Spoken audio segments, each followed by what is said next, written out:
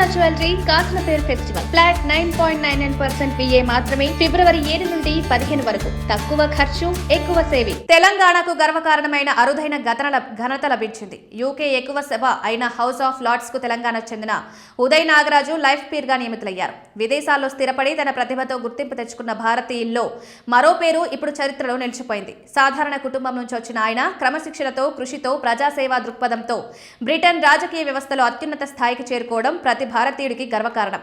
Life peer హోదా అనేది సాధారణ విషయం కాదు. ఇది యూకే ప్రభుత్వం అత్యంత విశ్వాసంతో సేవలను గుర్తించి ఇస్తున్న గౌరవప్రదమైన పదవి. ఈ హోదా ద్వారా హౌస్ ఆఫ్ లార్డ్స్ లో సభ్యునిగా చట్టాలపై చర్చలు చేయడం, దేశ భవిష్యత్తు విధానాలపై సూచనలు ఇవ్వడం వంటి బాధ్యతలుంటాయి. ఈ అవకాశం ఒక తెలంగాణ వాసికి దక్కడం మన ప్రాంత ప్రతిభను ప్రపంచానికి చాటి చెప్పినట్లే. ఉదయ్ నాగరాజు గారి ప్రయాణం ఎంతో ప్రేరణాత్మకం. విద్యాభ్యాసం నుంచి వృత్తి జీవితంలో సాధించిన విజయాలు, సమాజానికి చేసిన సేవలు ఆయనకు ఈ ప్రస్థానం దక్కేలా చేశాయి. విదేశాల్లో ఉన్న భారతీయుల సమస్యలపై గలమెత్తడం, బహుళ సాంస్కృతిక సమాజంలో ఐక్యతకు కృషి చేయడం వంటి అంశాల్లో ఆయన పాత్ర విశేషం. బ్రిటన్ రాజకీయ వేదికపై భారత మూలాలున్న వ్యక్తులు ప్రభావం చూపడం, ఇటీవలి కాలంలో పెరుగుతున్న హౌస్ ఆఫ్ లార్డ్స్ లో లైఫ్ పీర్గా నియామకం పత్రం ప్రత్యేకమైన గుర్తింపు. తెలంగాణ ప్రజలకు ఇది మరో గర్వకారణ ఘట్టం. ప్రపంచ వేదికపై మన రాష్ట్రానికి చెందిన వ్యక్తులు రాణించడం కొత్త విషయం కాదు.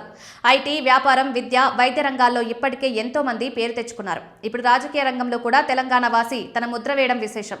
ఇది యువతకు పెద్ద ప్రేరణ. ప్రపంచంలో ఎక్కడున్నా కష్టపడి పనిచేస్తే అత్యున్నత స్థానాలు అందుకోవచ్చని ఉదయ్ నాగరాజు గారి కథ చెప్తోంది. ఈ నియామకంలో భారత, బ్రిటన్ సంబంధాలు మరింత బలపడే అవకాశం ఉందని విశ్లేషకులు అభిప్రాయపడుతున్నారు.